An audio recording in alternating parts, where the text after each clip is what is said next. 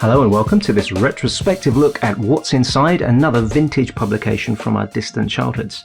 I'm Retro Steve UK, and this time we're taking a look page by page and in high definition at this vintage issue of Look-In magazine from the 11th of January 1986, covering the comic strips, pop music, culture and TV shows that were close to our hearts as kids back in the late 1980s. Highlights from this issue include Knight Rider, the A-Team, Robin of Sherwood, Cannon and Ball and Madonna, as well as puzzles, quizzes, competitions, celebrity interviews and readers' letters. All good stuff, but of course if there's anything in here that doesn't float your boat, remember you can use the chapter markers that I've placed along the video timeline to skip around to different parts of the magazine. So let's get ready to indulge in a little bit of harmless nostalgia now as we take a look inside this amazing little magazine-shaped time capsule from January 1986. We get 32 pages in this issue of Look-In, starting with the front cover, heavily featuring Knight Rider, with Michael Knight, Bonnie Barstow and Devon Miles, played by David Hasselhoff, Patricia McPherson and Edward Mulhare respectively, and the Hoff doing his best Fonzie impression for some reason. Under the main picture we're promised content featuring Black Lace, Feargal Sharkey, Madonna, Athletics, the A-Team, Alias the Jester and Robin of Sherwood, and we'll get to see all this as we browse through the pages. And at the very bottom we're informed that Look-In is the Junior TV Times, with Junior spelt the American way, that this is issue 3 of the year, that the week ending date is 11th of January, and of course the price, a pocket money friendly 26p. Turning over to pages 2 and 3, there's no specific contents page, but we're greeted with the regular readers submission section called Here You Are. Starting on the left page is a column of birthdays, those of readers and a selection of famous birthdays including footballer Brian Robson and 2 of the band members from Madness, Suggs and Carl Smith, who were turning 25 and 27. There's an apology for the mag's price rise to 26p at the bottom left, with a promise of free gifts to come in 2 weeks' time, which will be detailed on page 31. Next to the birthdays there, Rachel Stanley from Ashton-under-Lyne reckons Sylvester Stallone looks like Andrew Ridgeley of Wham. Julie Perkins from Alford has sent in her drawing of Madonna, and 2 other readers share their delight at meeting Nick Rhodes and Simon Le Bon from Duran Duran. On the right page we get a silly snap of some kids pulling silly faces, another drawing of Supergram this time sent in by Colin Smith of Spennymoor, a photo of Sean Howland's amazing badge and beer mat collection, another photo of Gillian Oswald's pet ponies, and the always scary pen pal section with the names, ages and home addresses of 4 different children looking for pen pals. On pages 4 and 5, Madonna gets a black and white comic strip detailing her early life before she became famous. This is a weekly serialised strip called The Story So Far, which would feature different celebrities and their early lives. This week Madonna moves to New York at age 19 and gets a job as a waitress at Dunkin' Donuts. She takes up a dance scholarship and meets the people who eventually introduce her to the music business. The strip concludes with her flying off to France in search of a movie career, and the story would have continued in next week's issue of Look-In. Next up, it's Switch On, a double-page feature on the latest happenings in the TV and pop culture scenes. On the left page we get short articles about a brand new TV quiz show called Catchphrase, the 3rd series of Dempsey and Makepeace, David Bellamy's new nature and conservation show, Bellamy's Bugle, a new comedy show called Constant Hot Water starring Pat Phoenix of Coronation Street fame, Sean Connery and his son Jason from Robin of Sherwood appearing together in a new crime-solving TV show about the Pinkerton Detective Agency, and a new series of Supergran starring Gudrun Ure. Over on the right page, details about Level 42's performance on the live TV show The Tube, an introduction to a new series of the Saturday morning TV show number 73, some quotes from Bronski Beat's new singer John Foster, and some thoughts from singer-songwriter Colonel Abrams about his recent hits Trapped and The Truth, and memories of the time he was briefly in a band alongside the legendary Prince. A full-colour comic strip here on pages 8 and 9 with the A-Team. A little hard to follow this one without the context of the ongoing story, but the A-Team appear to have been hired to help break someone out of military prison, and the story again would have continued in next week's issue. Our fun assortment here on the next 2 pages feature quizzes, puzzles and one of those fairly commonplace adverts for stamp collection packs down in the bottom left. There's also a selection of jokes as well, the best of which I think is the one about the hedgehogs. What do hedgehogs eat for lunch? Prickled onions. You can pause the vid here if you want to have a go at any of these puzzles, and the answers are printed upside down at the bottom of page 11. I'll flash those up on screen briefly in case any of you want the help. Good old Cannon and Ball appear here on pages 12 and 13 in their very own comic strip. They were an extremely popular comedy double act at the time, so it's no surprise they get a strip here in Look-In. This week the boys are trying their hand at delivering newspapers, but they're not doing a very good job, so they end up getting fired. We're approaching the halfway point now with the colour centre spread, but first on page 14 here is the start of the TV listings guide that's fully revealed after the centre poster is removed. All the local stations are listed here with their logos, and programmes that show during children's TV hours are listed for the younger viewers that would have been reading the Look-In magazine. A quick scoot down the list reveals classic shows including number 73, Airwolf, The A-Team, Knight Rider, Terrorhawks, Watu Watu, He-Man, Button Moon, Rainbow, Moss Chops and The Giddy Game Show, and I'm sure many of these will trigger memories for a lot of you out there. On the right there's the first half of a Knight Rider feature that accompanies the colour centre poster with an interview and some quotes from David Hasselhoff, and turning over the page reveals the full colour double spread poster of the Hoff himself as Michael Knight, looking a tiny bit goofy I think, with his thumbs up in another Fonzie-like pose for the camera. Why there isn't a massive photo of Kit here as well I have no idea, as that would definitely have gone up on my bedroom wall back in 1986. The Knight Rider feature continues on page 18 with the conclusion to the interview and an article about Pauline Ben from Cumbria, who was given the opportunity to visit the Knight Rider set and meet the celebs thanks to the Sick Children's Celebrity Fund. Pauline suffered from spina bifida and had undergone 13 major operations, so she was definitely deserving of this trip that would have been a dream come true for any Knight Rider fan. The second page of the TV listings finishes here on the right, accompanied by a What's Your View segment featuring readers' letters about their favourite TV shows. For an example, picking out one that made me smile, Leanne Bolton, age 8 from Sunderland, says, I love the series She-Ra, Princess of Power. I like She-Ra because she always wins, and Hordak always loses because he is very silly. I also like She-Ra's horse because he helps. The TV show based on Robin Hood, Robin of Sherwood, which starred Michael Praed as Robin, gets a double-page comic strip here on pages 20 and 21. This is another weekly serialised strip, and this week we see Robin and his merry men trying to rescue people from a fire in Sherwood Forest. The TV show ran for just over 2 years between 1984 and 1986, so it would have been at the height of its popularity when this magazine was going out.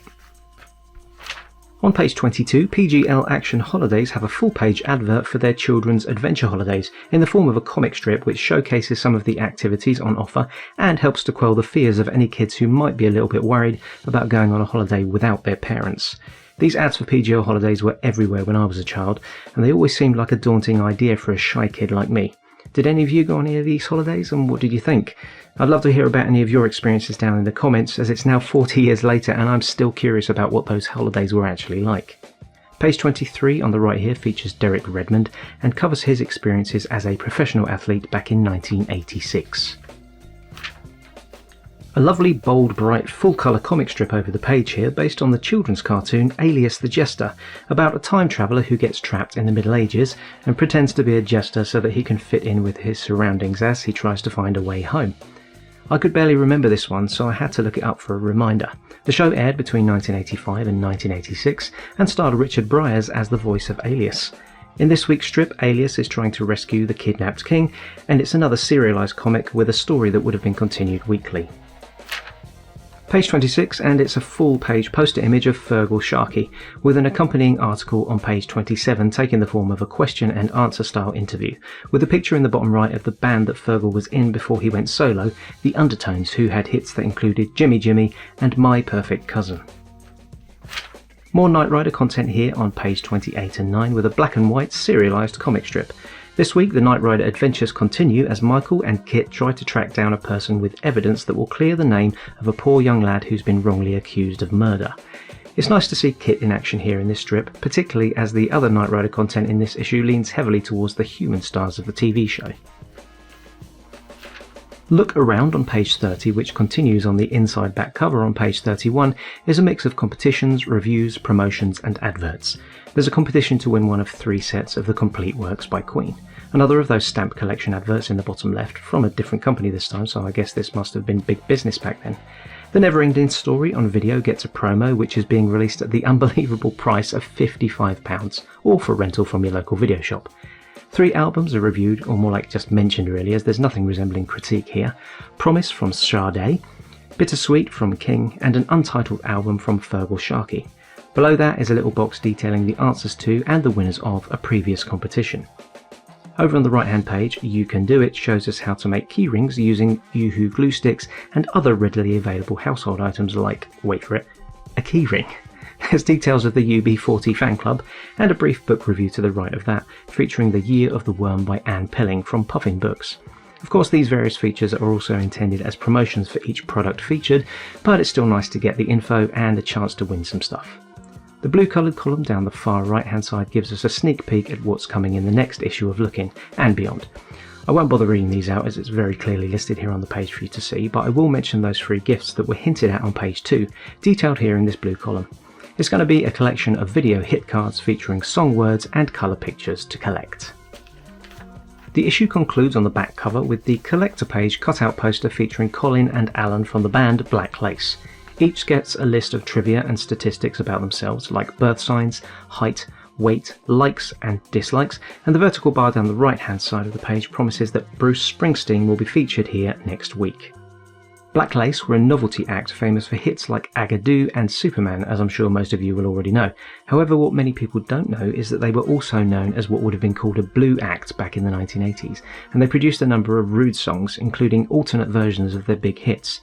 As well as the Gangbang song, which featured in the 1987 film Rita Sue and Bob 2, they produced versions of Agadoo renamed to Have a Screw, and their hit Superman became super classy stuff. Many of their rude songs were released on their Blue album, and this can be found as a playlist on YouTube. I've linked to this in the description, but be warned, this very adult content is extremely not safe for work, so proceed with caution. And on that sorry note, this marks the end of issue 3 of Lookin' from the 11th of January 1986. I was 11 years old when this issue of Lookin' hit the shelves of my local newsagent, and although I can't remember the specifics of this particular edition, I would definitely have bought it, as I used to religiously read every issue of Lookin' cover to cover back then. And I was also a massive fan of Knight Rider, so the Knight Rider content would have been the highlight for me. And Black Lace were a favourite band of mine too, so I'd have been fascinated by their trivia and statistics on the back page, although I was blissfully unaware of their blue content, thankfully. And in hindsight, they're actually quite an inappropriate inclusion in a kids magazine when you think about it. Now, as always, I reached out on social media for your memories of Lookin', and specifically for the contents of this issue, so here's what some of you had to say. Over on Bluesky Social, Rusty Russ thinks he probably bought this issue of Lookin' back in the day, as anything with Knight Rider on it was a guaranteed sale. As for Lookin' in general, he always used to love the 2-page spread TV listings that were under the pull-out poster, with all the regional logos on display. Samster couldn't believe they didn't include the real star on the front cover, the real star of course I presume being Kit himself, as in the car, not necessarily the guy who voiced the car, the actor William Daniels. Ludic Dave, in reference to David Hasselhoff's pose on the front cover, simply posted an animated picture of the Fonz and stated, David Hasselhoff as Michael Knight as the Fonz. Fuzzy was a regular reader, probably from around 84 to 1990, so definitely would have read this issue and loved Knight Rider. Supergram was also a favourite with that amazing theme tune by Billy Connolly, and the cartoon strips based on ITV shows were memorable too. In reply, I mentioned something about my first issue having Zelda from the Terrorhawks on the cover, and Fuzzy explained that Zelda's face alone was nightmare-inducing, which I tend to agree with, to be fair. Fuzzy is going to dig out some old Lookin' issues and is looking forward to seeing this video. From the community post section of my YouTube channel.